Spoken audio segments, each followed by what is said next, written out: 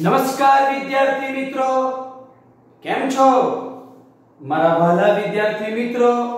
હું અમિત પટેલ આપ સૌનું આ YouTube ચેનલ ઉપર હાર્દિક સ્વાગત કરું છું. વિદ્યાર્થી મિત્રો, આપણે સ્વાધ્યાયના બે દાખલા જોયા અને હવે સ્વાધ્યાયના બીજા બે દાખલા આપણે જોવાના છે 16 અને 17. બંને દાખલાની રકમ બોર્ડ પર લખી છે. આપણે સૌપ્રથમ સ્વાધ્યાયનો 16મો દાખલો ગણીએ છીએ. એકદમ સરળ છે. શું આપેલું છે અને એને અનુરૂપ દાખલો કેવી રીતે કેલ્ક્યુલેટ થાય એ હું તમને બતાવું છું.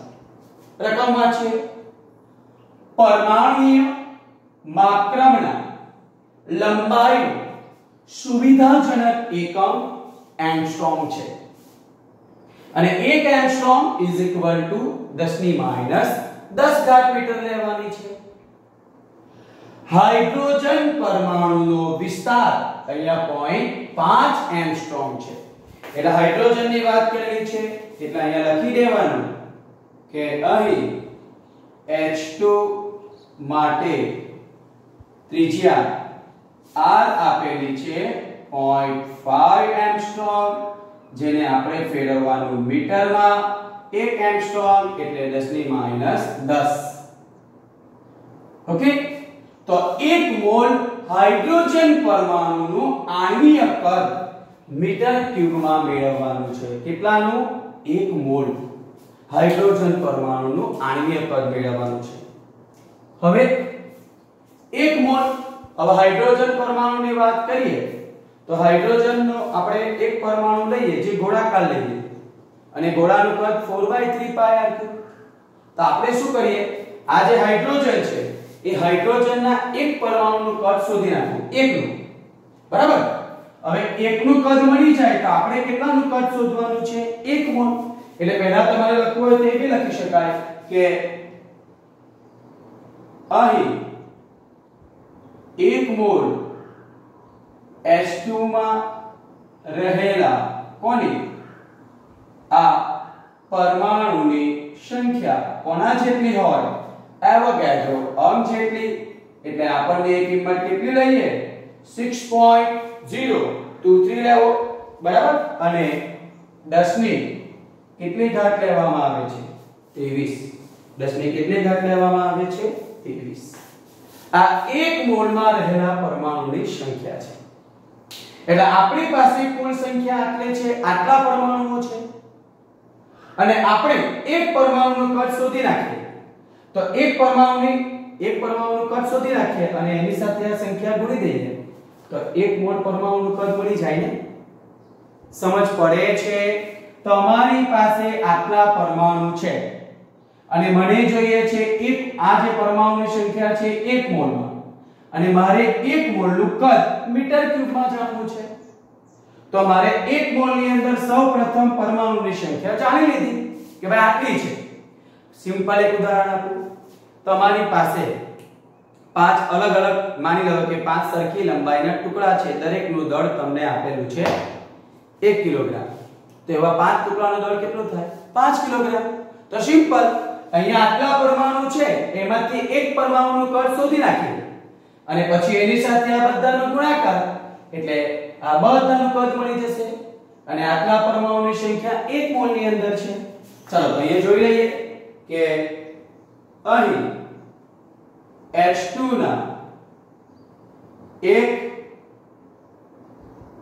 પરમાણુનું કદ જેને આપણે ગણી લઈએ V' અને એની કિંમત લખી દઈએ, ગોળ ગણીએ એટલે 4/3πr3. ચાલો કિંમત મૂકીએ. 4/3 3.14 અને r ની કિંમત મૂકું છું 0.5 10 હોલ ક્યુબ. એટલે આપણે આ H2 ના એક પરમાણુનું કદ આપણે શોધવું હોય તો એ જવાબ મને મળે છે 0.4. અને કરીએ તો 4 * 3.14 ગુણ્યા 0.5 ગુણ્યા 0.5 ગુણ્યા 0.5 ભાગ્યા 3 કરવામાં આવે તો જવાબ મળે છે 0.5233 અને અહીંયા -10 ના 3 ઘાત એટલે 10 ની -30 મીટર ક્યુબ મળે છે। એટલે આટલી જે કિંમત આપણને મળે છે એ આપણને એક પરમાણુનું કદ મળ્યું છે અને આપણે જે શોધવાનું છે કોનું કદ શોધવાનું છે 1 મોલનું। હવે આપણી પાસે 1 મોલમાં રહેલા હાઇડ્રોજન પરમાણુની સંખ્યા આટલી છે એટલે તમને ત્રિપદી લખીને સમજાવવું હોય તો આ રીતે થશે। કેવી રીતે લખી શકાય કે ભાઈ લખું છું કે એક પરમાણુનું કદ is equal to મારે લખવું હોય તો કેટલો એક પરમાણુનું કદ કેટલું શોધ્યું અહીંયા લખી દીધું આપણે v' બરાબર 0.5233 10 ની -30 ઘાત। તો આપણી પાસે કેટલા પરમાણુ છે ચાલો therefore અહીંયા લખી દઈએ કે એક મોલમાં શોધવાનું છે કે લખી દઉં છું એક મોલમાં રહેલા પરમાણુ બરાબર કેટલા અહીં લખી દઉં છું 6.023 10⁻23 નું કુલ શું જોઈએ છે કદ v બરાબર ક્વેશ્ચનમાં। ચાલો તો v બરાબર શું થાય અહીંયા ડાયરેક્ટ લખવું હોય તો સૂત્ર લખી દઉં છું કે v' ની સાથે કોને ગુણી લેવાનું એવોગેડ્રો અંકની v' શું છે એક પરમાણુનું કદ એને શું છે એક મોલમાં રહેલા પરમાણુની સંખ્યા એટલે સમજ પડી જાય છે v' ની જગ્યાએ લખીએ છીએ 0.5233 10 ની -30 આની સાથે આ ગુણાકારમાં જશે કેટલો થવાનો 6.023 10⁻23 એટલે 1 મોલ હાઇડ્રોજન પરમાણુનું કુલ કદની આપણે વાત કરવામાં આવે તો આપણને એ જવાબ જે આપણને અહીંયા મળે છે બરાબર અને આપણે લખવું હોય તો લખી શકાય અને પ્રમાણિત માપમાં લખવું હોય દીકરાઓ તો શું થઈ જાય અહીંયા v' બરાબર 5.233 જમણી બાજુ 1 પોઈન્ટ ખસ્યા એટલે ઘાતની અંદર 1 નો શું થાય છે ઘટાડો થાય એટલે અહીંયા જે આપણને મળ્યું છે 5.233 10 ની -31 એટલે અહીંયા બી લખવું હોય જે લખે તે 30 ઘાત રાખે તો કે વાંધો નથી આ તો પ્રમાણિત માપમાં ફેરવી બતાવી। ચાલો તો આપણને જે અહીંયા જવાબ મળે છે 5.233 ગુણ્યા 6.023 કરવામાં આવે તો આપણને જવાબ મળે છે 31.518 અને -31 એમાંથી 23 જાય તો 10 ની માઈનસ કેટલી ઘાત રહેવાની 8 અને આ જવાબ આવી ગયો। પ્રમાણિત માપમાં લખવું હોય તો ડાબી બાજુ 1 પોઈન્ટ ખસું એટલે અહીંયા ઘાતની અંદર 1 નો વધારો થશે એટલે જવાબ આવશે 10 ની -7 ઘાત મીટર ક્યુબ।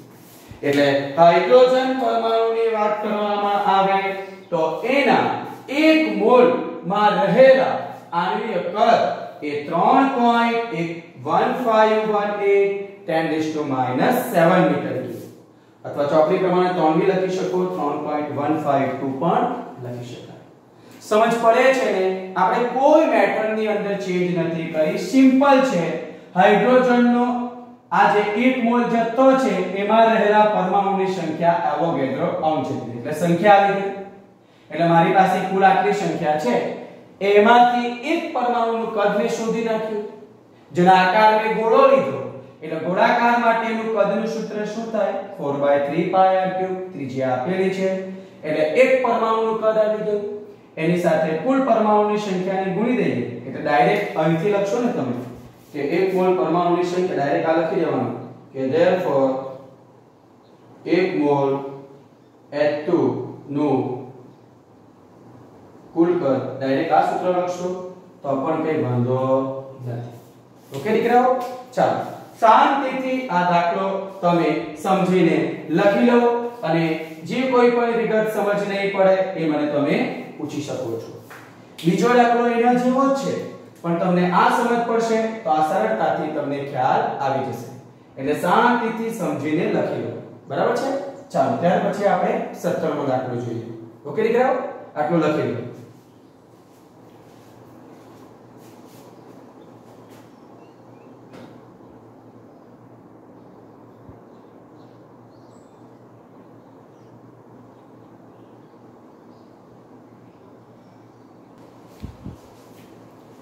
ચાલો મિત્રો હવે સ્વાધ્યાયનો 17મો દાખલો ગણીએ છીએ.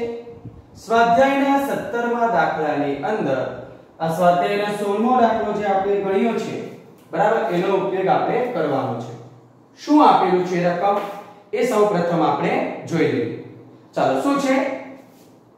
1 મોલ આદર્શ વાયુ પ્રમાણભૂત તાપમાને અને દબાણે 22.4 લીટર જગ્યા એટલે એ આપેલું છે 1 મોલ નું મોલર કદ લખે છે. તો 1 મોલ હાઇડ્રોજન વાયુ માટે મોલર કદ, અહીંયા મોલર કદ આપેલું છે 22.4 લીટર, એને મીટર ક્યુબમાં કન્વર્ટ કરી નાખીએ. અને પરમાણ્વીય કદનો ગુણોત્તર, હવે 1 મોલ પરમાણુનું કદ અને વાયુ આપેલો છે હાઇડ્રોજન, આપણે લઈ લેવાનું બરાબર ને. તો હાઇડ્રોજન માટે કુલ કદ શોધી નાખ્યું છે બરાબર ને. તો એ બેનો આપણે શું લેવાનું છે? ગુણોત્તર. અને આ ગુણોત્તર જે બહુ મોટો મળે છે એનું કારણ શું છે તે આપવાનું છે. ચાલો મિત્રો તો સરળતાથી આપણે એને જોઈ લઈએ બરાબર. કે જોઈ લો કેવી રીતે દાખલો ગણું છું. કે અહીં 1 મોલ આદર્શ વાયુનું શું ગણી લઈએ? મોલર કદ, જેને સંજ્ઞા આપીએ છીએ V1. અને એ આપણને આપી દીધું છે કેટલું છે? 22.4 લીટર. કદ જેનો SI એકમ આપણે લઈએ છીએ મીટર ક્યુબ, એટલે એને મીટર ક્યુબમાં ફેરવવા માટે આપણને ખબર છે કે અહીંયા 1 લીટર એટલે 10 ની માઈનસ 3 ઘાત મીટર ક્યુબ, 1 લીટર બરાબર 10 ની માઈનસ 3 ઘાત મીટર ક્યુબ. એટલે અહીંયા આપણને મળી ગયું મોલર કદ. હવે શોધવાનું શું છે? તો આપણે 1 મોલ હાઇડ્રોજન માટે પરમાણ્વીય કદ શોધવાનું છે. તો જોઈ લો 1 મોલ હાઇડ્રોજનનું કુલ કદ શોધેલું છે. તો આપણે શા માટે નવી રીતે કરીએ છીએ? અહીં લખી દઈએ છીએ ને. ચાલો અહીં લખીએ છીએ કે અહીં 1 મોલ હાઇડ્રોજન પરમાણુનું કુલ કદ એને ગણું છું V2. સૂત્ર લખું છું કેવી રીતે? કુલ કદ V2 is equal to 1 પરમાણુનું કદ ગુણ્યા 1 મોલમાં રહેલા પરમાણુની સંખ્યા. એટલે તમને તકલીફ પણ નહીં થાય. 1 પરમાણુનું કદ એ તો આપણને ખબર છે 4/3 pi r3. અને 1 મોલમાં રહેલા પરમાણુની સંખ્યા કેટલી? તો એવોગેડ્રો અંક જેટલી. ચાલો અહીંયા Na ની કિંમત કેટલી છે અને R ની કિંમત કેટલી આપેલી તેની વાત કરી દઉં.